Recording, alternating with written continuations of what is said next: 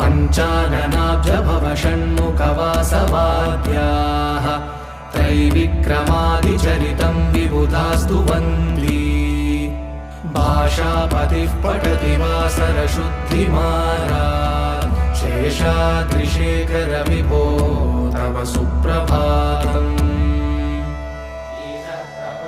ईषत्प्रफुल्लसरसीरुहनारिकेलफूगद्रुमादिसुमनोहरपालिकानाम् आवादिमन्दमनिलः सह दिव्यगन्धैः शेषाद्रिशेखर विभो तव सुप्रभातम्